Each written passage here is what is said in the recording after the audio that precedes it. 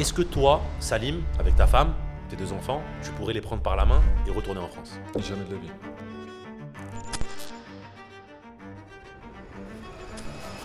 T'as tous les paysages. La France, c'est un pays incroyable. Le seul problème, c'est la mentalité. J'ai même pas envie de dire les gens parce qu'il y a des belles personnes, au cas par cas, mais c'est la mentalité. La mentalité française, c'est très compliqué. C'est pas parce que tu pars de très très bas que tu peux pas aller haut. Et ça, c'est ce que je leur dis, moi, aux gars. Je leur dis, on est parti du même départ. Mon père, c'est un ouvrier à l'usine, comme toi. On a foiré l'école. J'ai foiré l'école comme toi. J'ai grandi dans la même cité, comme toi. Dans le même HLM, comme toi. Aujourd'hui, qu'est-ce que t'as fait? J'avais une Ça, paire de tu- baskets au mois de septembre pour l'année. Moi, par exemple, mon père, il m'a jamais donné d'argent. Par exemple, il m'envoyait chercher des courses, il me demandait la monnaie. Quand j'étais jeune, je voulais faire de l'argent pour des meufs. Non mais je parle français. Moi, c'était mon but, de des meufs. Quand les gens te voient avec une belle montre, une belle voiture, qu'ils voient que tu fais de l'oseille, que tu as du temps pour toi, que tu travailles pas forcément, ils ont aussi envie de cette vie-là. Salut mes petits cigarios, c'est Yacine, le Y Medellin sur Cartelcast, épisode 1. Donc aujourd'hui, j'ai invité un invité de taille, Salim, 2m02. Salim, comment vas-tu? Ça va ou quoi, mon frère? Ça va tranquille frérot, ça fait plaisir de te voir. Ça fait plaisir que t'aies pensé à moi pour ton Alors, premier qu'est-ce que tu podcast. racontes? Ça fait grave plaisir. Bah écoute, Bon, on est là. Hein. Pour ceux qui ne le connaissent pas, Salim, c'est un ami à moi qui vit à Dubaï avec sa famille depuis maintenant 6 ans, qui vivait avant à Singapour si je ne me trompe pas. C'est ça, ouais. C'est ça. Et entre Singapour et Dubaï, qu'est-ce que t'en penses? Singapour, Dubaï, en fait, ça se ressemble. Hein. Ça se Honnêtement, ressemble ça se ressemble. Mais à comparaison, c'est juste Singapour, c'est dans une jungle. Bon, et C'est la dis-nous, jungle. dis-nous, Salim, moi je sais un peu ce que tu fais dans la vie. Je sais que tu es un peu un homme à tout faire, tu es un peu celui qu'on appelle quand on est dans la merde, quand on est bourré à 4h du matin dans le désert et qu'on enfouit des bouteilles dans le sable. Vas-y, dis-nous ce que tu fais dans la vie, Salim. Non, principalement, moi, ce que je fais, tu vois, c'est setup de société pour les gens, pour ceux qui veulent s'expatrier et tout ça sur Dubaï. Et c'est vrai que je me réfère souvent au Red Donovan. Je sais pas si vous avez la référence. J'aime bien ce mec-là, l'avocat, le mec un peu bizarre. Là, Ouais, le mec qui je sais gère pas les si c'est stars. l'avocat, mais ouais. C'est ça, avec sa batte de baseball dans le coffre. Qui va enterrer les corps dans le désert du C'est Nevada. ça, exactement. Ça va, t'as la référence. Parce que petit les peu, gens, un quand je dis ouais, Red Donovan de Dubaï, ils comprennent pas. Non, moi je l'aime bien, Red Donovan. Juste, il fait un peu sale, mais je l'aime bien. Je suis un peu le Red Donovan, tu vois. Donc, moi, les gens, quand ils ont des soucis, je viens, je leur règle leurs problèmes. Après, ça peut être. Bon, après, je peux pas trop en parler, tu vois. Mais bon, c'est quand il y a un souci sur Dubaï, les gens, ils m'appellent. Ok. Et toi, au niveau business, comment tu as pu évoluer? Tu penses que Singapour, il y a plus d'opportunités, Dubaï, il y a plus d'opportunités par rapport à toi, tes contacts, ton vécu? Qu'est-ce que tu sens le mieux? Est-ce que tu regrettes Singapour? Est-ce que tu es content d'être sur Dubaï? Est-ce que tu as envie de changer? Après, Singapour, moi, j'ai pas cherché à faire du business. Parce que moi, je venais juste de partir de France. Ok. Donc, je sortais de la rat race, ce que j'appelle la rat race, tu vois, je travaillais en tant que salarié et tout ça. Donc, je voulais un peu tu sais, prendre du temps pour moi. Donc, je me suis repris en main, j'ai fait du sport, j'ai perdu du poids, j'ai voyagé. J'ai pas pensé au business tout de suite. Je suis resté 5 ans là-bas, j'avoue, c'est passé super vite. Au moment où je commençais à penser business, je me dis, bon, ça y est, là, j'ai fait le tour, là, je commence à m'ennuyer un peu. Pourquoi pas faire un business? Je suis venu sur Dubaï. Ok. Et tu étais content de venir sur Dubaï? Tu voulais pas partir de Singapour? Comment ça s'est passé pour toi? Non, Dubaï, moi, j'ai toujours voulu venir ici. C'était Ok. c'était vraiment le pays, les Émirats, c'était Dubaï principalement. C'était là où je voulais venir. En plus, t'es arrivé toi un peu avant la fame, on va dire. Parce que Ouais. là, aujourd'hui, Dubaï, c'est vraiment bien, hein. Moi, j'adore Dubaï, mais c'est plus la même chose qu'avant. Avant, il y avait vraiment des vraies opportunités à saisir. Maintenant, il y a un peu tout le monde qui vient. Et qu'est-ce que tu en penses de ça d'ailleurs? Bah moi, quand je suis venu à Dubaï, justement, moi, je suis tombé amoureux de Dubaï parce que justement, c'était vraiment occidentalisé Ok. avec le côté islam où je pouvais complètement m'émanciper, tu vois. Parce qu'en France, on sait très bien que nous, les musulmans, ils nous détestent. Ouais. Et au-delà de ça, je pense que c'est justement, tu peux aller manger partout, tu peux vivre différemment ta vie. Et il n'y a pas de jugement, c'est vraiment différent. Ouais, c'est ça. Donc, t'es tranquille, t'es bien. C'était pas busy comme c'est busy today aujourd'hui. Moi, j'ai toujours voulu venir ici. Bon, là, l'histoire a fait qu'on est parti à Singapour d'abord, parce que moi, j'ai suivi ma femme. C'était comme ça qu'on est parti à Singapour. C'est son expatriation à elle. Par rapport à son travail. Par rapport à son travail, parce qu'on voulait pas partir sans filet, tu vois. Ok, je Parce qu'on avait comprends. on a des Vous enfants. avez des enfants, ouais. Donc on a des enfants, on voulait pas partir sans filet. Moi, j'en avais marre de la France, je voulais partir. C'était plus moi qui voulais partir qu'elle. Je vais tricher un peu parce que je connais la réponse, bien entendu, mais tes enfants, ils ont quel âge? 16 et 13 ans. Le garçon, il a 16 ans, la Ok. fille, elle a 13 ans. Ok, super. Et par rapport à tes enfants, quel était le cadre le mieux adapté pour toi, à ton avis? C'était la France quand ils étaient plus jeunes, Singapour ou plutôt les Émirats Arabes Unis? Alors, pour partir dès le départ, moi aussi, c'était une des raisons pourquoi j'ai voulu partir aussi. Parce que moi, je voulais pas. Parce que nous, on a grandi dans la cité, on a grandi dans la misère et tout ça. Moi, franchement, j'ai réussi à éviter les gouttes. Mais je voulais pas prendre le risque avec mes enfants, tu vois. Je voulais pas prendre le pari.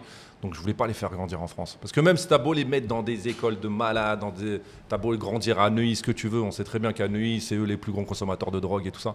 Je voulais pas, tu Bien vois. sûr, et même, j'ai envie de te dire, à Dubaï, je parle pas de drogue, bien entendu, mais à Dubaï, il y a ce qu'on appelle les chamaks. Je sais pas si t'en as entendu parler. Ah oui, je connais les C'est chamaks. c'est un nouveau phénomène, c'est des Kairas. Hein, les Kaira de JBR, hein, ils ont des coupes proéminentes.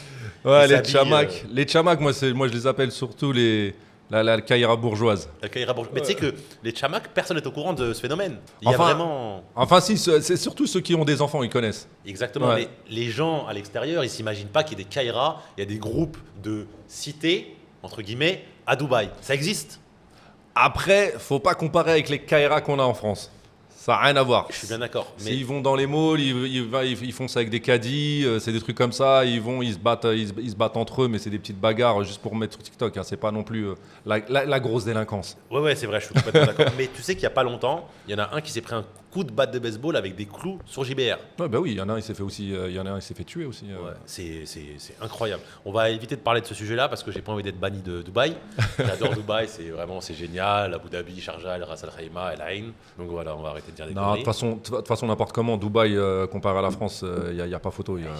C'est un Mais autre pour moi, lifestyle. et même au niveau de la tolérance. Parce que moi, je me souviens de Dubaï en 2011, 2012, 2013, à l'époque quand je venais ici, parce que mon ex-compagne, j'étais jeune, mon ex-copine avec qui j'étais resté 4 ans, elle avait été mutée aux Émirats Arabes Unis, à Abu Dhabi. Donc je venais toutes les 2 semaines à l'époque. Elle habitait vers le Louvre. Le Louvre n'était d'ailleurs pas encore ouvert. Et il y avait moins de tolérance. À l'époque, je me souviens qu'on pouvait même pas se tenir la main dans la rue. Alors un bisou, je te raconte même pas. Quand on allait dans le mall pendant le ramadan, obligé de se couvrir intégralement pour les femmes. Et là, en fait, Dubaï, ça a complètement changé. Mais complètement changé à ce niveau-là. Et même à l'époque, pendant le ramadan, il n'y avait aucun restaurant ouvert. Et je trouve qu'ici, ils font vraiment un travail pour les étrangers, pour les gens qui s'expatrient. Et vraiment, il y a une tolérance qui est incroyable. Vraiment, vraiment. J'avoue, là-dessus, je suis à moitié d'accord avec toi. Parce que franchement, moi, c'est ce que je recherchais, moi, justement. C'était justement la partie musulmane, qu'on puisse faire son ramadan comme on veut, comme on peut le faire. Si c'est pour retrouver un ramadan occidental, ça sert à quoi? Non, mais moi, je pense pas que ce soit un ramadan occidental, pas du tout. Tu as quand même l'Éden, ça reste un pays musulman, et un vrai pays musulman. C'est juste que les gens qui viennent d'autre part, parce qu'ils viennent quand même travailler, ils viennent faire leur vie ici. Ils ont des enfants, ils ont leur culture, voilà. Donc ils ont aussi, eux, besoin de vivre leur religion ou de vivre leur athéisme ou quoi qu'est-ce, d'une manière où ils se sentent libres et libres de le faire. Et comme nous, ce qu'on demande, par exemple, en France, les musulmans, de pouvoir vivre notre religion, et même pour le judaïsme et toutes les religions, ou les gens qui simplement ne veulent pas croire, ou croient en d'autres choses, ou croient, je sais pas moi, t'as compris. Ouais, je comprends. Mais le souci, il est là. C'est que c'est toujours à nous de nous adapter. C'est ça qui m'énerve. Tu vois, par exemple, c'est à nous de les laisser bouffer pendant le ramadan. Ouais, Tu vois ce que je veux dire? on Pourquoi, vit pourquoi ensemble. Non, là, c'est pas on vit ensemble. On vit comme eux, ils veulent qu'on vive. Tu vois ce que je veux dire? Moi, j'ai pas de souci, moi, à ce qu'ils bouffent pendant le ramadan. Mais voilà, c'est le ramadan, on respecte. Avant, comme tu disais, il était interdit de bouffer dans la rue. Maintenant, là, les gens, ils bouffent devant toi, ils mangent devant toi, ils s'en foutent. Alors qu'avant, c'était verbalisable, ça. Ouais, je comprends. Tu vois? Et c'est ça qui m'énerve, c'est le fait qu'on doit toujours s'adapter à eux. Tu vois, comme tu disais tout à l'heure, ouais, tu pouvais pas tenir la main tu pouvais pas tenir la main de ta copine. Ça, c'est un peu extrême. Tu dois avoir une tenue à avoir dans la rue par rapport parce que comme tu dis, c'est un pays musulman. Les gens, non, ils viennent, maintenant, ça se galoche normal devant toi. Limite, ils vont faire des enfants dans la piscine, tu vois, des trucs comme ça, tu vois. On va parler de ça ouais, aujourd'hui. Mais... mais en tout cas, moi, je ne suis pas totalement d'accord avec toi, parce que je suis plutôt pour cette ouverture. Parce que il faut pas oublier que voilà, les Émirats Arabes Unis, ils ont de l'argent, etc. Mais Dubaï, c'est pas Abu Dhabi. Dubaï, c'est la mondialisation. Dubaï, c'est les sociétés. Dubaï, c'est le tourisme. Donc, à mon avis, sans ces gens-là, s'ils n'étaient pas venus ici, Dubaï serait pas Dubaï. Il faut pas l'oublier. Ok, c'est un désert. Hein. Donc voilà, il y a des bâtiments qui ont poussé, etc. Mais sans ces gens-là, sans les gens qui s'expatrient, notamment les Russes, voilà, il y a beaucoup de gens qui viennent ici, Dubaï serait pas Dubaï. Donc moi, je pense que c'est bien de tendre de ce côté-là, d'ouvrir ces choses pour les gens qui viennent s'expatrier. Parce qu'au final, je trouve pas que ça fasse du mal aux Émirats Arabes Unis. Moi, je vois pas, les gens, s'ils veulent vivre leur religion aux Émirats Arabes Unis, ils peuvent totalement le faire. Non, mais là, je suis d'accord avec toi. Moi, je vois pas de problème à ça. Moi, ce qui m'énerve, moi, c'est que, voilà, c'est que toi, moi, je parle par rapport à la France. Hein. Ah, mais la France, en fait, c'est faussé. Parce que la France, c'est un pays d'hypocrites. C'est des gens qui vont en fait te sourire devant et qui vont te poignarder dans le dos. Donc la France, c'est vraiment un sujet à part. Même Désolé, je vais peut-être me faire des ennemis là. Désolé les sicarios. J'espère que vous allez être quand même avec moi. Mais en France, c'est comme les musulmans de France. Je suis désolé. Je ne veux pas blâmer toute la catégorie, cette catégorie de personnes, parce qu'il y a des gens qui vivent leur foi comme il faut. Quand je dis comme il faut, c'est dans le respect de l'autre, etc., et qui s'étalent pas. Mais excuse-moi.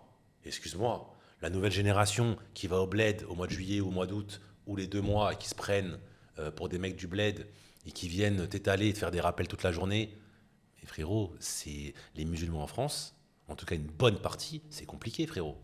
Parce que c'est plein de jugements, c'est plein de rappels, c'est plein de machins. Et en fait, c'est la religion à la carte. Non, mais je pense pas qu'on devrait faire une polémique, en tout cas faire une comparaison entre les Émirats Arabes Unis et la France. Ouais, mais tu veux que je compare avec quoi? Je suis originaire de France. Je suis né en France, j'ai grandi en France. Moi, j'ai été toute ma vie, toute ma jeunesse stigmatisé par rapport à ma religion. On vient, on nous casse les couilles. Excusez-moi. On nous casse la tête parce que la mère de famille, elle veut accompagner son enfant en sortie scolaire, mais on ne l'accepte pas parce qu'elle met un voile. Par contre, quand ça vient ici, ça se balade le cul à l'air et ça ne respecte pas les traditions, la culture et la religion du pays. Est-ce que ça te gêne vraiment? C'est pas parce que moi, j'ai l'habitude de mettre les pieds chez moi sur la table que quand je vais venir chez toi, je vais mettre les pieds sur la table. Tu vois ce que je veux dire? Mais moi, les culs à l'air, moi, ça me va. À un moment donné, désolé, hein. Non, mais tu vois ce que je veux dire. Moi, je m'en fous. Moi, je suis quelqu'un d'assez ouvert, d'assez open mind et tout ça. Mais moi, je vois juste l'attitude qu'ils ont envers nous. Parce que moi, franchement, c'était une des raisons aussi pourquoi je suis parti. Moi, je t'ai dit, voilà, on nous a fait la misère toute notre jeunesse, on nous stigmatise et tout ça. Et c'est ça que j'aime pas, tu vois. Non, ça, c'est pas faux. Mais moi, ça, je le ressens aussi dans d'autres pays où je vis pas. Tu sais que je suis un grand voyageur, j'adore voyager. Et je le ressens quand je vais dans d'autres pays, même parfois des pays d'Europe. Donc, c'est vraiment un problème français.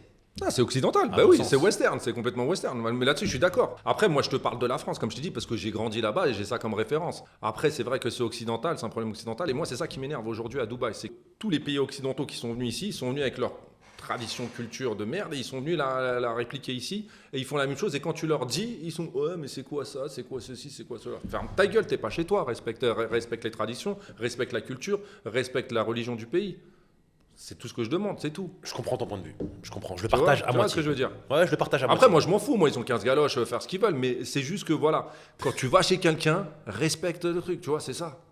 C'est ça qui m'énerve. Et c'est ça qui a changé en mal sur Dubaï. C'est devenu un peu le bordel. D'accord. Toi, Dubaï, ou les Émirats Arabes Unis, ou Dubaï, comme tu veux qu'on appelle, qu'est-ce qui te différencie par rapport à toi, à la France, pour une vie de famille, pour pouvoir élever des enfants? Ça peut être l'école, etc. On va pas parler de sécurité parce qu'on sait que Dubaï, voilà, c'est sécurisé, etc. Et que même insulter quelqu'un, ça peut t'emmener en prison pendant 6 mois et te faire ban du pays à vie. Mais à part le côté sécurité, qu'est-ce qui pour toi, en quelques points, fait une grande différence dans un choix de vie aux Émirats Arabes Unis? Le lifestyle, le service. Le service, juste le service. Par exemple, moi, quand je retourne en France, quand je suis en France, des fois, je suis choqué, par exemple, tu vois que dimanche, tout est fermé, tu vois. Ou par exemple, vers 11h, t'as un petit creux, tu dis tiens, je vais me commander un truc, il n'y a plus rien, tu peux rien commander, tu vois. Et il n'y a même pas que ça, parfois même les serveurs, comment ils se comportent avec toi. Ici à Dubaï, c'est impensable. Ici à Dubaï, et je trouve pas que ce soit plus cher qu'en France d'ailleurs, quand tu vas au restaurant, etc., tu as un vrai service. Ça, c'est vrai, ça, je te rejoins. Ouais, ça, c'est incroyable. Tu as un service de qualité de malade. Alors, il y a une chose toute bête. Hein. Franchement, c'est un truc tout bête. Les gens, ils vont peut-être dire, ouais, ça y est, tu t'es embourgeoisé. Mais juste, tu vas à la station-service, tu n'as pas besoin de mettre ton essence toi-même. Alors qu'en France, tu vas à la station, déjà, les stations, elles sont dégueulasses. Tu n'as même pas envie de toucher la pompe. Mais tu sais que moi, qui suis en Espagne tous les mois, en Espagne, c'est pareil. En Espagne, tu ne mets pas ton essence toi-même. En tout cas, dans 80% des stations. Et les Espagnols, franchement, j'irai peut-être pas vivre là-bas parce que, voilà, économiquement parlant, etc., moi, j'ai pas d'attache particulière avec l'Espagne.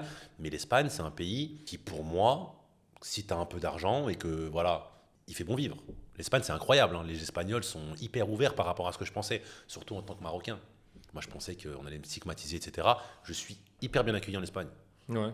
Mais la France, c'est devenu compliqué. Et moi, je regrette la France d'avant, entre guillemets. J'ai pas non plus 60 ans, mais ça a extrêmement vite changé. C'est incroyable. Moi, j'ai bien aimé. Moi, je pense que la France des années fin 80 jusqu'à 2000, c'était bien. Moi, j'étais pas encore né. Moi, j'étais né en 2000, mais pas en 80. Fin 80, t'étais né quand même? Non, je suis né en 90. 90? Bah oui, 90. Putain, il me vieillit. Ouais. Fin 90, ouais. Bah, fin 90, franchement, 2000, c'était franchement la meilleure ère. Pour moi, c'était la meilleure période. C'était quoi la période un peu touche pas à mon pote? Non, il n'y avait pas des trucs comme ça. Ouais, des trucs comme ça. Ouais, c'est ça, exactement. Des Black Bomber. Black, c'est ça, ouais. Okay. Et franchement, après ça, c'est parti en cacahuète. Après ça, laisse tomber. Et je vais te lancer sur un truc. Tes enfants, l'école, comment ça se passe, combien ça coûte, et surtout, j'ai envie de savoir qui est-ce qui fréquente à l'école. Est-ce que ici, à Dubaï, on a plus de chances d'avoir un bon réseau? Est-ce que tu as des anecdotes à nous raconter? La question, elle est pas innocente. Donc, je te laisse nous Non, raconter. c'est un des points aussi d'ailleurs, c'est bien que tu le soulèves, c'est un des points qui est intéressant ici à Dubaï, c'est que tu te fais un réseau de malades, tu vois. Ça, tu peux pas te le faire en France parce que pourquoi? Parce qu'ils ont tous le même mindset de métro, boulot, dodo, tu vois. Et du coup, tu arrives à te faire du réseau facilement parce qu'ils ont tous un mindset entrepreneurial, tu vois. Tu regardes le mec à côté de toi, il a une montre plus belle que la tienne, il a une voiture plus belle que la tienne, tu vois. Tu peux l'accoster facilement, tu peux l'aborder facilement. Et ça commence ici. Ce qui est bien, c'est que ça commence déjà tout petit, tu vois. D'accord. Moi, mes enfants, tu vois, ils sont dans des écoles, ce qui coûte cher. C'est vrai que ça coûte cher, mais l'éducation par rapport à la France. C'est combien l'année ici? Là, mes enfants, c'est 30 000 euros par enfant. Par enfant, 30 000 euros. Ouais, 30 000 Ah ouais, euros. c'est un billet, hein, frérot. Ouais, c'est un billet, ouais. Mais ce qui est bien, c'est que, voilà, c'est un des avantages d'être expatrié. C'est une partie en charge qui est prise en charge par la boîte. Ok. Donc ça, c'est assez intéressant. Et du coup, ils sont au milieu de personnes intéressantes, tu vois. Donc, ils sont leur réseau déjà au plus jeune âge, quoi. Et en plus, je présume qu'ils sont bilingues. Ah bah oui, ils sont bilingues. Quand Déjà, même. ça, c'est Ah, une chance extrême. Parce qu'en France, on sait que les gens savent même pas, ils comprennent rien à l'anglais. L'anglais, C'est une dinguerie. c'est une tannée en anglais. De toute façon, même ici, ils le disent. Ils disent quand on va en France, les personnes, on ne peut pas communiquer avec eux parce qu'ils sont nuls en anglais. Ouais, de toute façon, la France, le système est fait pour que tu restes en France. En fait, c'est un pays très chauvin. Et le système est fait pour que tu restes en France, que tu prennes un crédit, que tu t'enfermes, que tu deviennes esclave, en fait. Que tu puisses pas dire à ton patron, va te faire en l'écu. Tu vois, c'est ça la France. Et ben j'avais ça dans la tête, tu vois, en France. Moi, j'avais pas peur, tu vois, moi, quand j'arrivais au bureau le matin, les gens, ils étaient là, ils avaient peur de perdre leur CDI. Moi, quand j'arrivais à mon taf, si j'étais pas à l'aise, je me levais, je prenais mes affaires, ouais, tu vas où? Ouais, je me casse. Ouais, mais ça, c'est ton Pourquoi côté algérien, ça.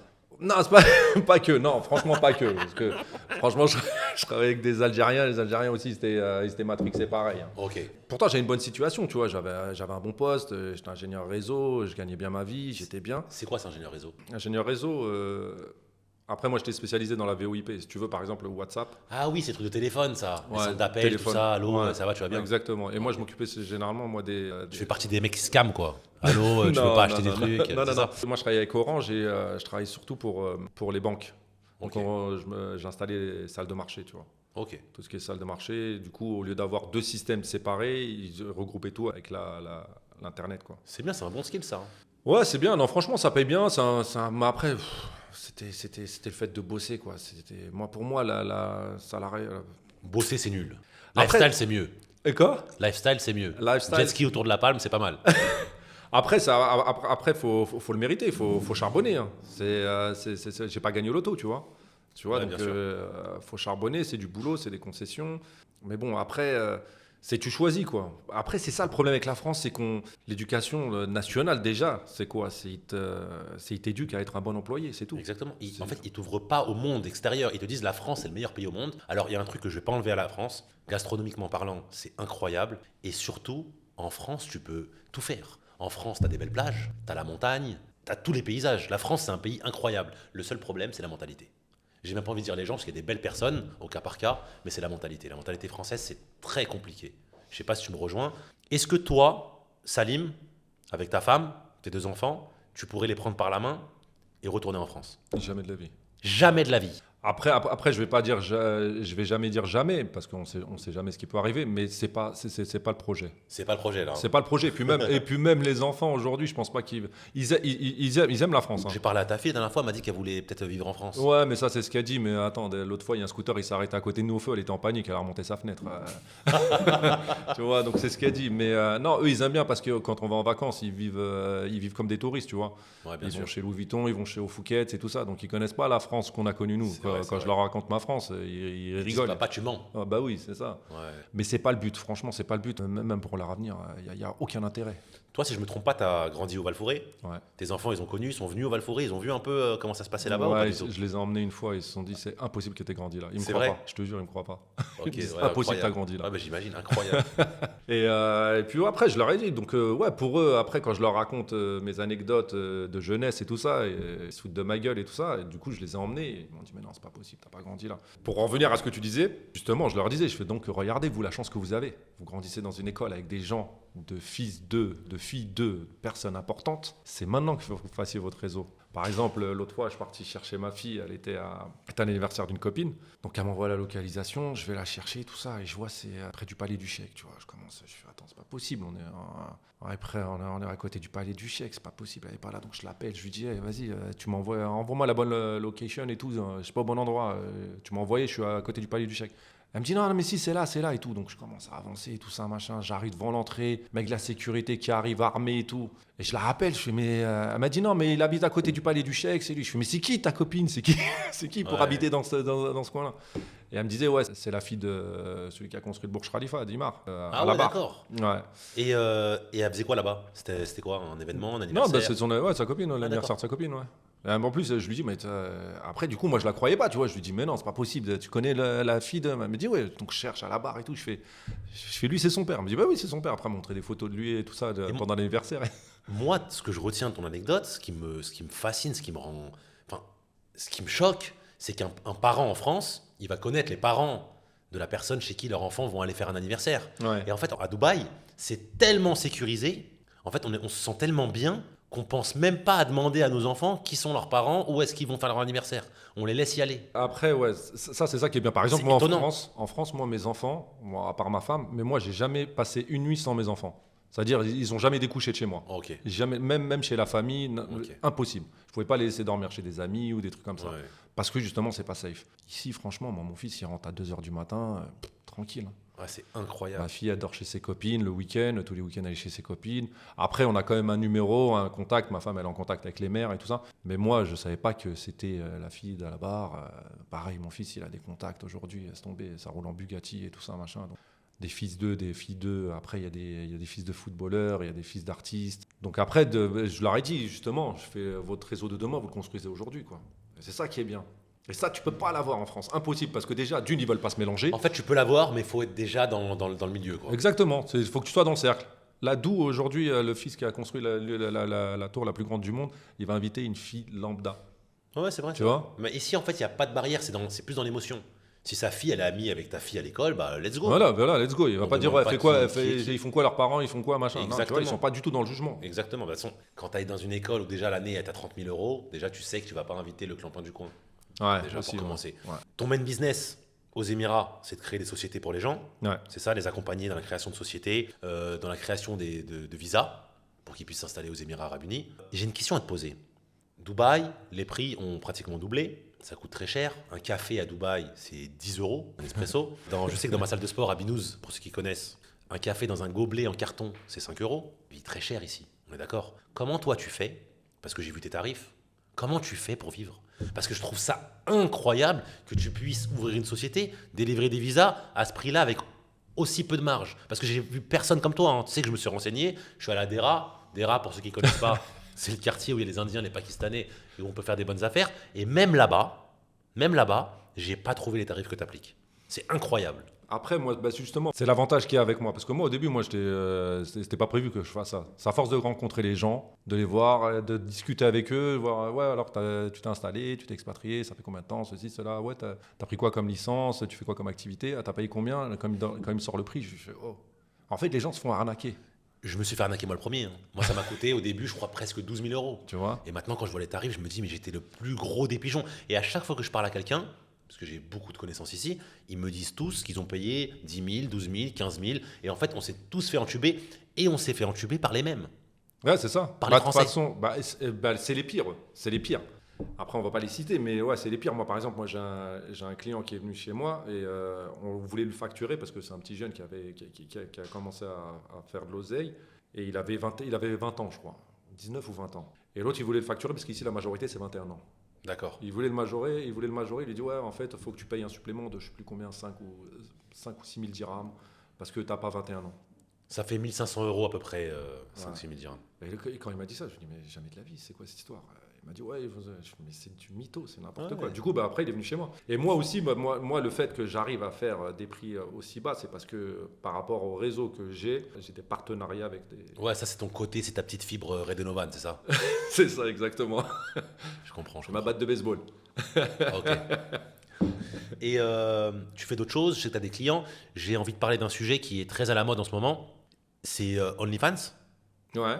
Je sais qu'à Dubaï, ça se fait pas parce que c'est illégal, Ouais, c'est mais je illégal. sais que tu as aussi des clients à l'international et tu t'occupes aussi de cette partie-là. Quand je dis que je t'occupe de cette partie-là, c'est pas des modèles, etc. Mais je t'occupe d'accompagner des gens par rapport à ça. Pour monter leur schéma, ouais, Ouais. ouais, je les aide, ouais. Et comment ça marche? Qu'est-ce que tu en penses? Du business, j'avoue, moi au début, moi, parce que moi j'ai connu ce business-là parce que je connais un agent, un D'accord. très bon ami à moi, Agent quoi? agent de modèle, Agent de modèle quoi? agent de modèle OFM, Ok. OFM, OnlyFans Mime, tu vois. Ok, OFM. Ouais. Ok, je connaissais Ouais. pas le terme. Ouais. D'ailleurs, il y a énormément d'argent. D'ailleurs, là, moi, j'ai mon OnlyFans. Hein, ceux qui veulent m'ajouter, vous êtes les bienvenus. Ah ouais, je vois ça, ouais. Et lui, donc, il fait énormément d'argent et tout. Je lui dis, moi, je comprenais pas le business, ce business plan-là. Ok. Je me dis, putain, mais comment vous arrivez à avoir de la clientèle, de la demande, alors que tu peux avoir la chose gratuitement sur Internet, on est d'accord? Ouais, c'est vrai, mais c'est pas personnalisé en fait. C'est-à-dire, Bah, les gens, en fait, ils ont besoin de communiquer avec le modèle, qu'ils puissent leur envoyer du contenu exclusif, avec peut-être des petites attentions, etc. exactement. Et surtout, avoir une relation avec la personne. Parce qu'en fait, ce qui marche, c'est l'émotion. Demain, quand tu vas chez Louis Vuitton et que tu achètes je sais pas moi, une connerie, n'importe quoi, un portefeuille, une veste, un jean, ce qui te procure de l'émotion, c'est pas le jean, c'est pas le portefeuille, c'est la boîte. C'est quand tu prends la boîte et que tu l'ouvres. Et d'ailleurs, Apple l'a bien compris. C'est ça qui fait l'expérience. Et les gens achètent de l'émotion. Toujours. Sinon, Et ça, moi, dans ce business-là, je ne le comprenais pas. Et c'est ce qu'il me disait, mon pote. Il me disait, mais en fait, les gens, c'est l'exclusivité qu'ils veulent. Ils ont l'impression d'être amis avec la personne. Exactement. Le fait que la personne lui réponde. Alors que c'est Exactement. même pas cette personne en plus. mais ça, ils le savent pas. Mais maintenant, aujourd'hui, tout le monde le sait. Et mais ils continuent. Moi, je connais des gens, ils font des 100 cas par mois. Mais comment ça 150 cas par mois. Comment ça se passe? Le modèle fait du contenu, l'envoie à la personne qui, elle, le stocke sur son téléphone ou sur son ordinateur, Ouais, ensuite c'est le ça, poste. ouais. Mais Ouais. si t'imagines, Après, tu as différents levels. Tu as du soft où c'est juste gentil, mignon. Après, ça va jusqu'à du. jusqu'au tube dans le. On va pas détailler. Mais dans du sacré hard. Après, ça dépend de la demande, quoi, tu vois. Ok. Mais après, pareil aussi pour les modèles, j'avoue, ça aussi, je comprends pas. Après, moi, je sais pas comment elles réfléchissent. Bah, en fait, la plupart, je vais te dire, parce que je m'étais un peu intéressé à ce business-là, même si c'est un peu. Voilà. Mais j'avais fait des recherches, parce que j'avais un ancien ami à moi, une ancienne connaissance, avec qui, d'ailleurs, je suis allé en Colombie, qui a, lui, 2 modèles. Enfin, les gens sont pas au courant, il a 2 modèles. Il les gère pas parce qu'il n'a pas les capacités de les gérer, mais c'est lui qui les a ramenés dans une agence. Et il en tire des profits, je crois à peu près 8%, lui, il prend. Et arrivé en Colombie, il a voulu faire ça. Sauf que c'est illégal aussi là-bas. Et quand il a vu la dangerosité du pays, entre guillemets, parce que là-bas, tu sais bien que les modèles ne sont pas gérés par des enfants de cœur, et ben, il a abandonné l'idée. Mais voilà, il a essayé avec d'autres personnes. Je crois qu'il y a une nana qui s'appelle Toutatis en France, qui est connue. Il a essayé avec elle, elle n'a pas voulu. Il a aussi essayé avec une autre nana, son nom commence par un N, il y a un W au milieu et ça finit par un A. Elle n'a pas voulu aussi. Parce que voilà, elle fait des vidéos un peu sur TikTok qui sont un peu sexy, voilà, avec un gros boule, des gros tétés, tu vois ce que je veux dire. Mais elle n'a pas voulu, parce qu'elle a dit j'ai une famille et que je ne vais pas faire ce business-là. Finalement, il a abandonné ces modèles-là, mais je sais que même des gens comme lui sont intéressés par ce business model-là. Même si les seules stories qu'ils vont faire sur Snapchat, Instagram, etc., c'est un pied à la mosquée, un alhamdoulilah, tu vois ce que je veux dire. Donc, je sais qu'il y a beaucoup de gens, beaucoup de gens qui s'intéressent à ça parce qu'il y a énormément d'argent. Je sais plus quels sont les chiffres, mais OnlyFans, c'est des milliards de dollars par an. Ouais, mais moi, le souci, enfin, le souci, c'est pas vraiment un souci. Moi, ce que je comprends pas, c'est qu'il y a toutes les nanas maintenant, elles vont dans ce business-là, dans ce plan-là, quoi. C'est la facilité. La facilité, mais moi j'ai l'impression que elles pensent pas à long terme, tu vois. Tu vois ce que je veux dire? Elles pensent sur le moment. Elles voient l'oseille, elles voient l'opportunité, elles se disent ouais, il y a de l'oseille à faire. C'est comme si par exemple, bon toi t'es tatoué et tout ça machin, c'est comme si par exemple la personne elle se fait un mauvais tatouage, tu vois. Elle se dit ouais, il est beau ce tatouage et tout ça machin, mais elle pense pas à plus tard. Elle se dit ah merde, en fait le tatouage il est complètement éclaté, comment je vais faire maintenant? Ouais, je Tu vois ce que je veux dire? Après, tu peux l'enlever ou faire un covering, mais je comprends totalement ce que tu veux dire. Mais aussi, il faut comprendre que la nouvelle génération, il y a Instagram, les réseaux, TikTok, Snapchat, etc. Et en fait, c'est la culture du paraître. Et surtout, ça donne envie. Non mais là c'est plus du paraître. Frérot, ça donne envie. Quand les gens te voient avec une belle montre, une belle voiture, qui voient que tu fais de l'oseille, que tu as du temps pour toi, que tu ne travailles pas forcément, ils ont aussi envie de cette vie-là. Donc moi, je peux comprendre qu'une nana qui a des attributs et qui n'a pas honte veuille faire un OnlyFans parce qu'au final, elle va aller travailler dans une boîte qui vont l'exploiter. Parce que tu sais qu'en France, tu fais un master, tu sors, tu n'as même pas 2000 € de salaire. D'ailleurs, ça, c'est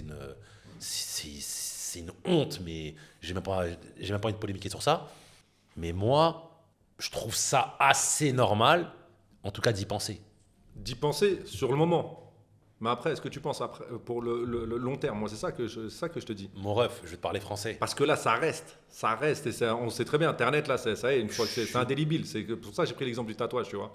Même si aujourd'hui, le tatouage, tu peux l'effacer, comme tu dis, ou tu fais un covering, tu fais un truc de par-dessus.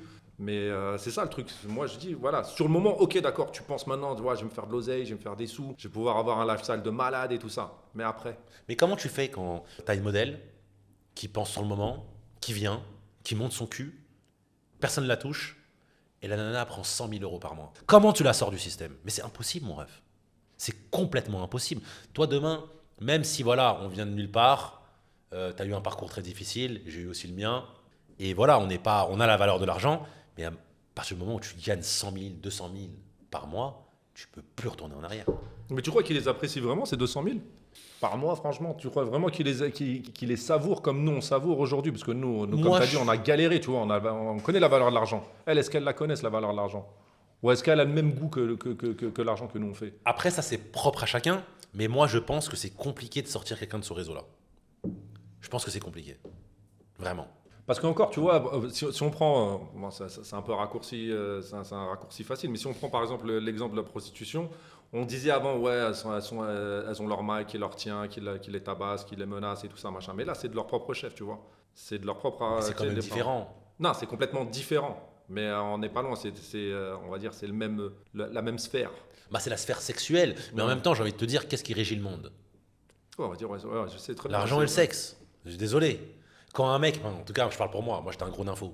Quand j'étais jeune, je voulais faire de l'argent pour ken des meufs. Non, mais je parle français. Enfin, non, mais... Moi, c'était mon but, de ken des meufs. C'était mon but. Je me souviens que quand j'ai eu mon permis, j'ai eu mon permis très tard parce que je suis parisien. J'ai eu mon permis à 23 ans, mais je conduisais déjà avant. La première voiture que je me suis achetée, à l'époque, c'était une Porsche Boxster S. Et j'avais un A dessus. Je chopais tellement de meufs, parce que j'étais un mec, j'étais balèze à l'époque. Je chopais tellement de meufs que j'avais arrêté le sport. En fait, moi, t'es balèze aujourd'hui aussi. Non, mais là, j'étais vraiment quelqu'un. Et en fait, moi, tout tournait autour des meufs. Tu vois, je suis le seul à le dire, hein, je pense. Désolé, les sicarios. Et en fait, maintenant que j'ai vraiment fait des sous, c'est plus ma priorité, surtout que maintenant je suis casé, comme tu le sais. Mais sinon, c'était ma motivation. C'était la touche. Voilà. Toi, c'était quoi? Moi, c'était que l'oseille, moi. Ok.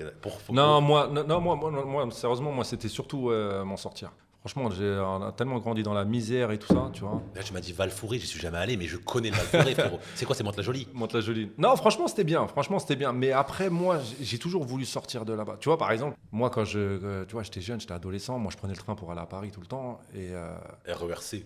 non, c'était le train. C'était le train. Le train et après RER A.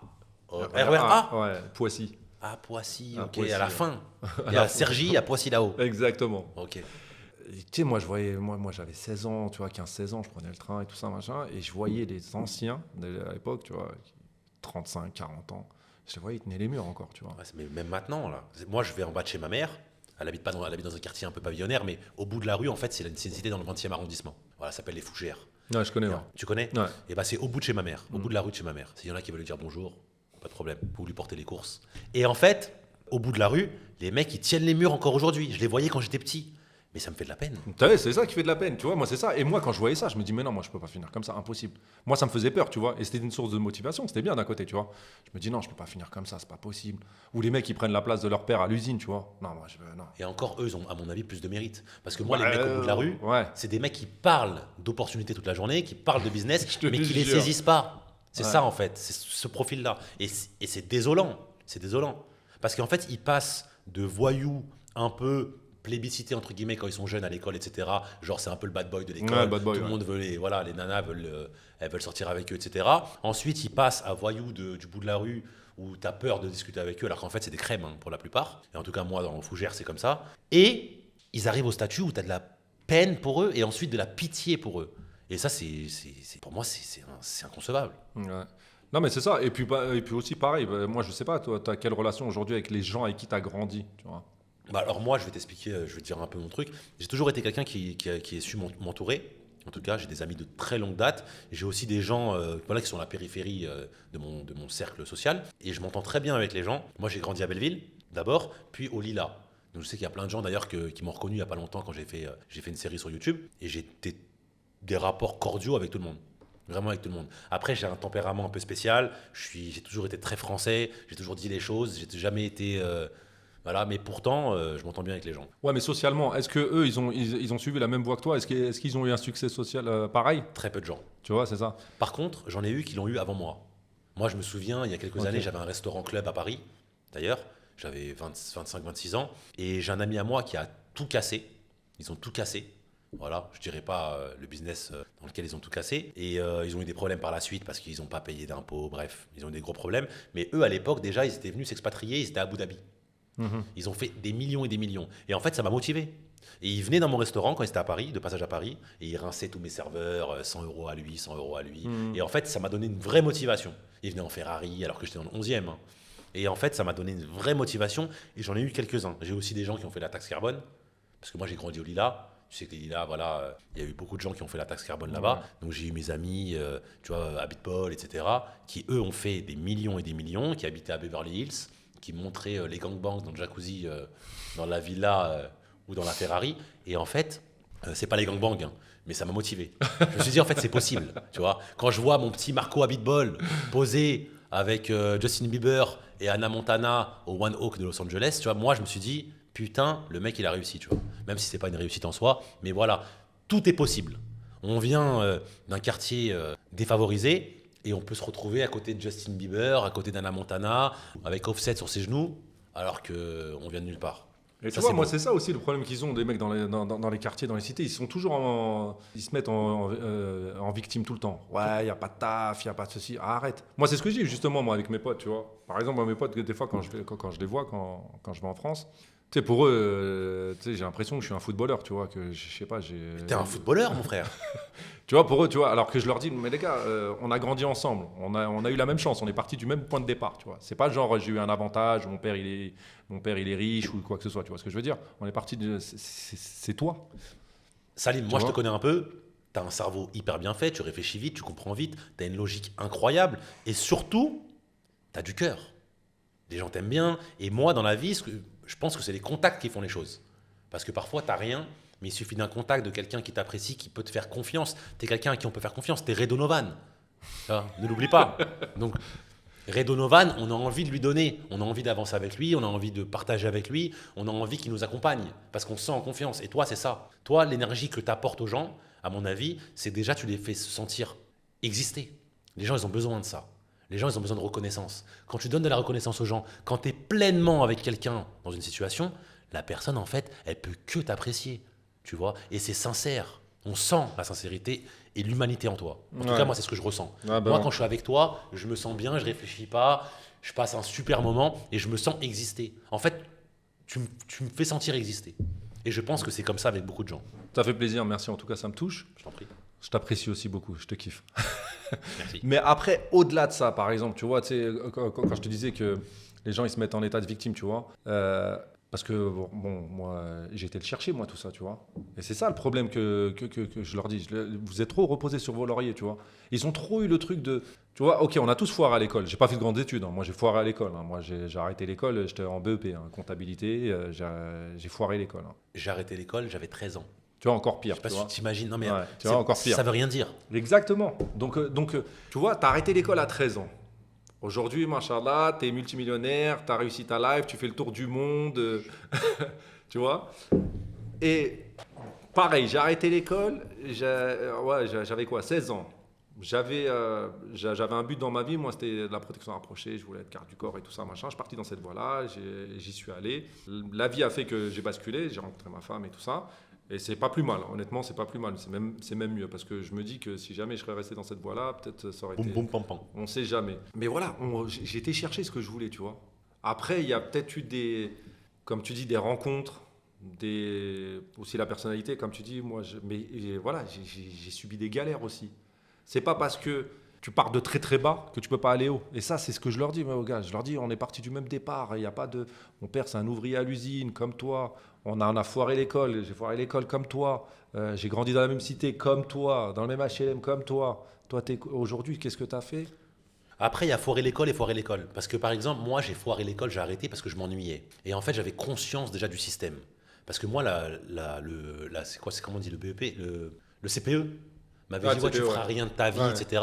Et moi, j'avais déjà la conscience à l'époque, je m'en souviendrai toujours. Je l'ai regardé et je me suis dit, mais attends, j'aimerais pas avoir sa vie, moi, à ce mec-là. Donc comment lui peut me dire qu'est-ce que je veux faire de ma vie? Et on m'avait proposé de faire chaudronnier, frérot. Moi, je voyais un chaudron. Je voyais Obélix, moi. J'étais dans un délire, frérot. C'est exactement l'image que j'ai, frère. Je me suis dit, mais qu'est-ce qu'il me raconte, celui-là, avec sa coupe de Renault, tu vois, Et voilà, et en fait, moi, après, j'ai fait mon petit bout de chemin. J'ai vécu dans la rue pendant 2 ans et demi. J'allais me laver au bain-douche à Porte de Saint-Ouen. Big up Porte de Saint-Ouen. Mais j'avais la conscience, et surtout, je me disais, je peux réussir, je vais réussir, je peux le faire. Il n'y a pas de barrière. Mais les gens, en fait, ils pensent pas comme ça. Pourquoi? Parce qu'encore une fois, le système français, c'est un système qui est fait pour les assister. Donc les gens sont assistés de naissance. Et moi, je reçois sur mon Instagram tous les jours, et vraiment tous les jours, d'ailleurs arrêtez s'il vous plaît, des messages de « tu peux m'envoyer 15 euros, tu peux m'envoyer 20 euros, tu peux m'envoyer 100 euros ». En ce moment, c'est PlayStation 5. Je sais pas ce qu'ils ont avec la Play 5. En ce moment, c'est « est-ce que tu peux m'envoyer une Play 5 ?» Et on m'a déjà demandé même des 15 000 euros, frérot. Et tu sais qu'au début, quand j'ai fait mon oseille, j'en ai donné de l'oseille aux gens. Tu vois. Là, la semaine dernière, j'ai envoyé des petits 100 euros par-ci, 100 euros par-là sur PayPal, sur des gens qui ont commenté une vidéo à moi sur TikTok, mais parce que je l'ai dit. Mais frérot, les gens, c'est pas est-ce que tu as du taf, est-ce que tu as des conseils, est-ce que tu as... Non, la majorité, c'est est-ce que tu peux m'envoyer de l'argent? Et c'est même pas... Tu sais, quand on me demande une Play 5, c'est souvent dans mon école, tout le monde a la Play 5, moi j'ai la Play 4, est-ce que tu peux m'offrir la Play 5? C'est vrai que c'est fou cette histoire de Play 5. Mais moi je reçois des trucs, peut-être parce que sur mon compte, là, par rapport à la série là, qu'on a joué, là, je reçois que des PS5. Tu peux m'envoyer une PS5 s'il te plaît, je suis en galère, tu peux, ça me ferait trop plaisir. On est le Père Noël ou quoi? Non mais attends frérot. Mais moi j'aurais honte moi de demander ça. C'est 500 euros. Mais même j'aurais honte de demander ça, tu vois. Mais frérot, quand j'étais petit, tu sais l'histoire du grec, je crois que c'était Lafouine qui avait dit qu'il mangeait un grec à 9, un truc comme ça.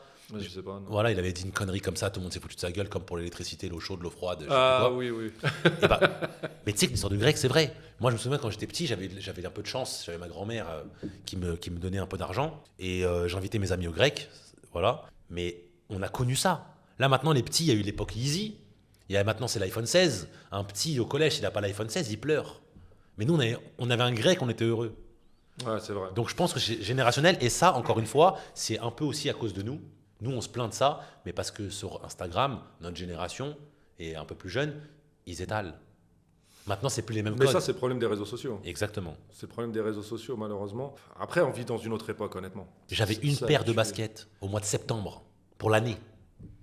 Moi, si c'était l'année, c'était bien. Moi, par exemple, mon père, il m'a jamais donné d'argent. Jamais. Moi, j'ai fait mon argent depuis tout petit, tout seul. Tout seul. Par exemple, il m'envoyait chercher des courses, il me demandait la monnaie. Ok. Vraiment, moi c'est bien justement. Moi, je connais vraiment la valeur de l'argent. Okay. Moi, mes potes, ils allaient au cinéma, j'avais rien, tu vois. J'avais honte. Tu vois, non, je viens pas. On va pas rentrer dans le détail, mais est-ce que tu as déjà fait des choses qui étaient illégales dans ta vie? Bien sûr. Ok. Bah, on est obligé. Surtout quand tu grandis dans la cité, tu es obligé. Tu vas aller en prison? Tu veux nous raconter un peu ton histoire ou pas? Là-dessus, non. Non, ok. Il n'y a pas prescription encore. Ok, d'accord. Bon. On est dans le même bateau, frérot. Mais pour en venir par rapport aux réseaux sociaux, ça a tué tout le monde. Les jeunes, comme les filles. Aujourd'hui, les filles, par exemple. Bon, non, alhamdoulilah, moi je suis j'ai trouvé ma femme à la bonne époque. Parce qu'aujourd'hui, l'époque, elle est foutue. Ouais, c'est compliqué. Surtout pour la nouvelle génération. Franchement, en Dubaï, encore pire. Mais trouver une meuf bien... Moi, je plains, par exemple, mon fils. Mon fils, pour l'avenir, là, j'ai peur pour lui. De trouver quelqu'un bien. Mais ton fils, on va lui trouver une petite princesse, frérot. T'inquiète pas pour ça. Je vais aller le chercher à l'école. Hein? Et ouais. Voilà, ça va, tout va s'arranger. Ouais. Non, mais tout ça pour dire que aujourd'hui, une meuf bien, c'est dur à trouver, quoi. Il y en a. C'est juste qu'en fait, on est dans des réseaux où on les fréquente pas forcément.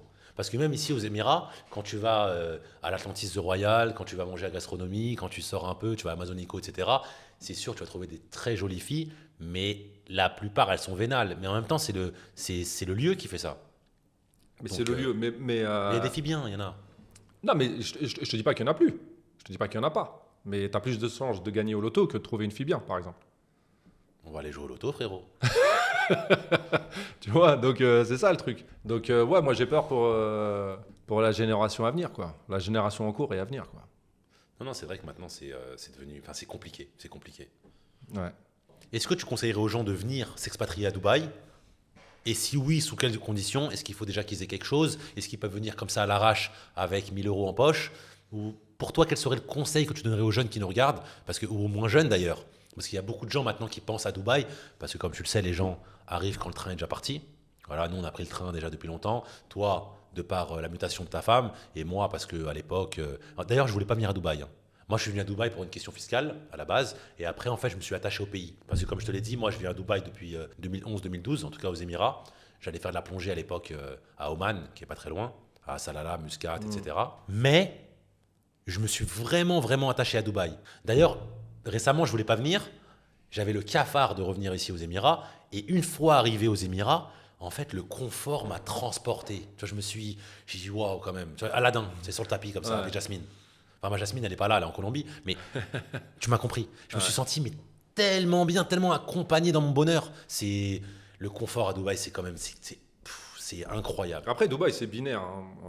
C'est soit t'aimes pas. Et généralement, moi, par exemple, j'ai des amis qui avaient des préjugés et quand ils sont venus, direct, ils ont accroché. Et après, ce que je donne comme conseil pour répondre à ta question, moi, ce que je dis, c'est que Dubaï en vacances et Dubaï y vivre, c'est complètement différent. Parce que quand tu viens en vacances, tu coffres pour pouvoir profiter de Dubaï, tu vois, de tous les avantages et tout ça. Mais faut vraiment être confortable, tu vois, financièrement, pour pouvoir venir ici, pour pouvoir vivre. En fait, moi, je vais dire ce que j'en pense. Dubaï, à mon avis, par rapport à ce que nous, nos standards, etc., si t'as pas, allez, je vais faire une fourchette basse, si t'as pas 10 000 euros par mois pour vivre, Ce que j'allais dire, ouais. tu vas être frustré. Par contre, si tu es un Philippin, quand je dis un Philippin, je parle de ceux qui travaillent, etc., les petits travailleurs, etc., s'il a 3 000 euros, il va vivre très confortablement à Dubaï. Parce que Dubaï, un peu excentré, pour 500, 600 euros, tu trouves un appartement avec une petite salle de gym, une petite piscine, un petit parking, et tu arrives quand même à vivre. Mais ils ne gagnent pas 3 000 euros, ces gens-là. Donc c'est compliqué, mais souvent, ils n'ont pas la même culture que nous, ils arrivent à vivre à plusieurs, c'est différent, ils pensent au pays, à envoyer l'argent, un peu comme la génération avant nous. Tu sais, tout ce qui est... l'Afrique du Nord, les Maliens, les Sénégalais, etc., qui viennent en France, qui sont des travailleurs, qui travaillent dur. Tu vois, moi, j'avais un restaurant, j'avais des Maliens à un moment donné en cuisine. Je m'entends super bien avec eux d'ailleurs. Les Maliens, c'est un bonheur, c'est des gens qui sourient tout le temps. Quand j'avais besoin d'eux, tu vois, moi, j'étais très full le week-end. En plus, j'avais un club en dessous. Je leur disais, mais Amadou, tu veux rester, tu veux travailler encore? Le mec était habillé, prêt à partir. Mais il déposait son sac à dos et il me disait, on y va. Tu vois, les mecs, ils vont chercher le travail. C'est des gens qui sont hyper motivés. Et ça, la jeunesse, elle l'a pas en France. En fait, ça nous a ramolli. Mais même après, tu parles du petit Filipino qui vient travailler ici. Après, le petit Filipino, le petit Indien qui vient travailler là, déjà, il est pas payé beaucoup, mais il a aucun frais annexe. Contrairement à toi, si tu viens t'expatrier. Ça veut dire, ils ont des labor camps, ce qu'ils appellent, c'est des logements comme des foyers. Comme des foyers, ils sont logés là-bas. T'as des navettes qui les emmènent et qui les ramènent tous les jours. Donc ils sont logés, ils ont juste à payer leur nourriture. Ils sont logés, nourris, blanchis. Donc après, ils ne sont pas dans le luxe comme nous, mais après, ils arrivent à vivre convenablement. Tandis que toi, si tu viens t'expatrier, il va falloir que tu penses à ton logement, l'éducation, si tu as des enfants, la santé, l'assurance, la voiture, l'essence, même si c'est moins cher qu'en France. Mais tout ça, c'est des frais, et ce n'est pas les mêmes frais que... Et surtout qu'on n'a pas les mêmes standards. Nous, on vient ici pour améliorer notre quotidien, qui est déjà pas mal en France. Exactement. Tu vois, alors qu'eux, ils améliorent leur quotidien, parce que pour la plupart, ils gagnent 10, 12 fois ce qu'ils auraient gagné dans leur pays. Ils arrivent à envoyer de l'argent. Et surtout que maintenant, il faut le savoir, parce qu'en France, ils adorent critiquer et dire que les conditions de travail... l'esclavagisme et tout ça, ceci, cela. Il faut savoir que la loi a changé. Maintenant, ils ont leur passeport. On leur prend plus leur passeport. Pourquoi on leur ça, déjà, ça c'est faux. Ça, c'est Je faux. sais même pas si c'était aux Émirats. Je sais qu'au Koweït, Au etc. Qatar, au Qatar peut-être, mais ici, Voilà. jamais. Et bah, c'est en illégal fait, de prendre le passeport. Et il y en a qui le faisaient quand même, mais pourquoi? Parce qu'en fait, tu leur payes leur visa pour l'année. Et il y a plein de gens, notamment des Philippines, qui font nanny, qui venaient les premiers jours, tu leur payes leur visa, et qui après partaient du travail. C'est ça. Et donc il y en a plein qui se sont fait arnaquer. Mais la France, ils aiment bien juger et pointer en fait ce qui va mal dans un pays, mais ils regardent pas ce qui va mal chez eux. Parce que tu verras jamais, mais vraiment jamais, d'ailleurs comme au Bled, jamais, même en Colombie par exemple, que je connais très bien, tu verras jamais quelqu'un dormir dans la rue. Tu verras jamais quelqu'un mourir de faim, même aux Émirats. Alors qu'en France, les gens dorment dans la rue, les gens meurent dans la rue, les gens meurent de faim. Et en fait, on ne les regarde même pas. En France, un chat dans la rue va faire plus de peine à un être humain. Ils n'en ont rien à battre. Alors qu'ici, tu ne trouveras jamais ça. Tu ne trouveras jamais ça. Et en plus, déjà d'une, c'est interdit par exemple de mendier et tout ça. Mais c'est vrai. Par contre, tu vois, c'est ce que tu disais, par rapport à son salaire, le mec, il fait vivre sa famille dans son pays. Il monte même des business là-bas dans son pays. Donc, contrairement à un Français, il vit beaucoup mieux que toi en fait quand tu regardes. Mais bien sûr. Et C'est en ça plus, le truc. ils se battent pour venir. Ouais. Ils se battent. Ouais. Moi, je les vois. Désolé, hein, peut-être que je vais faire un peu réagir les frustrés de la vie, mais moi, il y en a plein, je les vois heureux, souriants. Après, bien sûr, il y a des gens qui sont en dépression, il y en a qui peuvent peut-être même se suicider, mais c'est partout pareil. Nous, chez France Télécom, frérot, c'est l'école du suicide mondial, tu vois. Allez, France Télécom et la police. Voilà. Et après, ouais, moi, c'est ça qui me fait rire parce que tu as des gens qui, par exemple, moi j'ai des demandes de clients qui me contactent et qui me disent ouais, voilà, je suis infirmière en France, combien ça coûte si je viens, je trouve un boulot ici. Quand je leur dis combien gagne une infirmière ici, ils sont choqués. Ils se disent ouais, c'est quoi ce travail d'esclave? Je lui dis écoute, les infirmières ici, c'est des médecins en Inde, en Philippines. Comme il n'est pas reconnu leur diplôme, ils viennent ici en tant qu'infirmières. Ils sont payés, je crois, 1000, 1005 maximum. Et direct, ça critique. Ça, ouais, c'est quoi ce salaire d'esclave, ceci, cela. Mais ils critiquent, mais est-ce qu'ils sont allés dans les hôpitaux français? Parce que les hôpitaux français, c'est des médecins algériens, des médecins libanais, des médecins marocains, des médecins sénégalais. Dans les hôpitaux français, la plupart des médecins viennent de pays du tiers-monde ou des pays africains ou des pays en voie de développement. Et pourquoi? Parce qu'ils les payent beaucoup moins. Ils ne vont pas prendre des médecins français. Souvent, il y en a en chef de service. Ouais. Mais voilà, il y en a un. Parce qu'en fait, un médecin français, ça coûte beaucoup trop cher. Donc en fait, ils reprochent aux autres ce que eux-mêmes font. Donc pour moi, de toute façon, c'est un pays qui aime critiquer les autres et qui est très ils chauvin. critiquent. Non, parce qu'ils s'attendent à être payés au moins 3-4 000 euros ici, tu vois. Ils disent non, mais je suis payé 2005 en France, comment ça se fait? En plus, je suis française, normalement, ils devraient me payer plus. Mais pourquoi? Ils ont la même chose, ils ont l'équivalent d'un médecin en tant qu'infirmière, ils le payent moins. Pourquoi ils te prendraient toi? Ouais, mais c'est la suprématie française. Je te jure, ils aiment trop. Ils ont le syndrome LVMH, ce que j'appelle syndrome LVMH, tu vois. Tu vois. Donc ils pensent que parce que voilà, ils font du luxe, ils font du truc, du Louis Vuitton et tout ça, donc ils ont la gastronomie et tout ça, ils pensent qu'ils sont au-dessus de tout le monde. Et c'est ça le problème avec la mentalité française. À force de penser que tu es au-dessus de tout le monde, tu te fais dépasser. Exactement. Voilà. Ça, c'est indéniable. D'ailleurs, le centre du monde, c'est plus ici. Il est en train de tourner. Hein. Là, c'est l'Asie. C'est l'Asie. Singapour. Parlons un peu de Singapour. Singapour, c'est incroyable. Singapour, c'est même, je pense, moi, je pourrais jamais vivre là-bas, frérot. C'est trop cher pour moi. C'est trop cher, ouais. C'est vraiment plus cher. Moi, en venant ici, j'ai gagné en pouvoir d'achat. Mais franchement, c'est magnifique. C'est combien un loyer à Singapour, par exemple? Un loyer, moi, à l'époque, quand j'habitais là-bas, 13 000 euros par mois. 13 000 euros par mois. 13 000 euros par mois. Ouais. 13 000 150 mètres mois. carrés, ouais. Mais rien à voir avec même. C'est au-dessus, c'est un niveau au-dessus de Dubaï. Ouais, 13 000 euros par mois, frérot. Ouais, c'est énorme. Wow. Mais pareil, sécurité énorme, c'est encore plus safe qu'ici. Un service incroyable. Un climat assez humide, c'est humide, mais c'est très très vert, tu vois. C'est ça qui est bien. C'est vraiment une ville cosmopolite dans une jungle. Et ce qui est incroyable là-bas, c'est qu'il n'y a pas d'embouteillage. Non, il n'y a pas d'embouteillage. Ouais, ils régulent le parc automobile. Ouais, je crois que les prix, c'est indécent. C'est indécent. Une Nissan Micra, c'est 80 000 euros. Une Nissan Micra. Micra, 80 000 euros, ouais. Parce que tu as une licence pour avoir la... Comme pour les taxis, tu vois, en France, tu payes une licence, tu achètes ta plaque pour pouvoir avoir une voiture. Elle est à 30-35 000 euros, je crois, un truc comme ça. Une Lambo, un Huracan Evo, c'est combien? Ça se parle en millions de dollars singapouriens.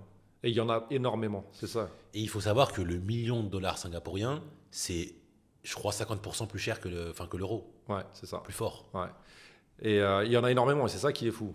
En fait, là-bas, un Singapourien sur 3 est millionnaire. Ok. Donc, pour savoir. Donc il y a beaucoup de riches, mais il y a aussi beaucoup de misère. Là-bas, il n'y a pas de système de retraite. Même les Singapouriens, des gens d'origine de là-bas, n'ont pas d'argent. Ouais. D'accord. Ouais, d'ailleurs, pour te donner un peu une image, je suis arrivé à Singapour, je vais au McDo. Là-bas, tout est halal, tous les fast-foods sont halal, ça c'est bien. Je vais au McDo. On boycotte McDo maintenant. Ah ouais, non, ça, c'est fini. C'était à l'époque. Zama. Il n'y a pas de Zama. Free Palestine. Et donc, j'arrive au McDo, je vois les personnes qui débarrassent et qui nettoient, c'est des personnes âgées. Mais quand je te dis âgées, ils sont à la porte de la mort. Hein. Tu vois, la porte de la mort. Ah ouais, 80 ans minimum, tu sais, bossus et tout ça. Et moi, ça me fait de la peine. Donc, du coup, je prends mon plateau, je vais le débarrasser moi-même. Le mec, il vient me voir, il me dit non, laisse-moi débarrasser le plateau et tout, machin. Je fais non, mais c'est bon, t'inquiète pas. Non, parce que si tu me prends le plateau, moi, demain, je perds mon boulot et j'ai plus rien. Tu vois, parce qu'ils ont pas. Là-bas, c'est tu coffres ta retraite ou sinon, t'es mort. Tu vois, il n'y a pas d'aide sociale, il n'y a rien du tout. Tu vois. Il faut que tu fasses vraiment ton argent et là-bas ils font beaucoup d'argent, ils sont tous dans la finance. Là-bas c'est un président, c'est quoi? Quand je suis parti c'était une présidente, une femme voilée, une haja, une malaisienne. Mais après c'est comme le système anglais, tu vois. La présidente elle est là juste pour découper les rubans et tout ça. C'est le Premier ministre qui... Donc il y a plein de rubans partout. Il y a plein de rubans partout, ouais. Et c'est le Premier ministre qui gère le pays, tu vois. C'est vraiment comme le système anglais, tu vois. Ok.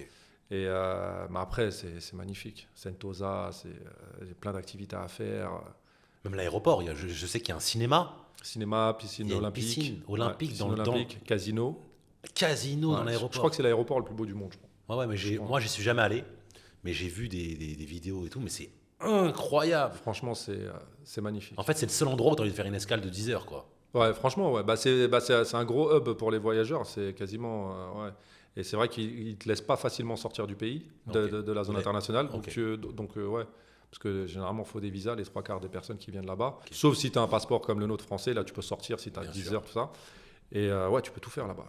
Cinéma, piscine, théâtre, casino, tout ce que tu veux.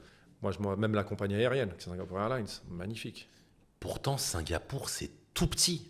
Ouais, c'est tout petit. Ouais. C'est extrêmement petit. C'est je sais plus c'est quoi la superficie, mais c'est presque aussi grand que Paris, quoi. Ouais, c'est Paris, la petite couronne. Ouais. Paris, la petite couronne, je crois à peu près de Sartrouville à...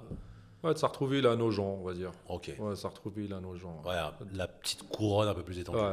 Ouais, tu traverses l'île en 20 minutes. Mais après, c'est bien pour voyager, quoi. Franchement, tu vas en Thaïlande, tu as 45 minutes. C'est incroyable. Malaisie, la Malaisie, le problème, c'est la frontière. Parce que les Singapouriens, ils sont très, très stricts.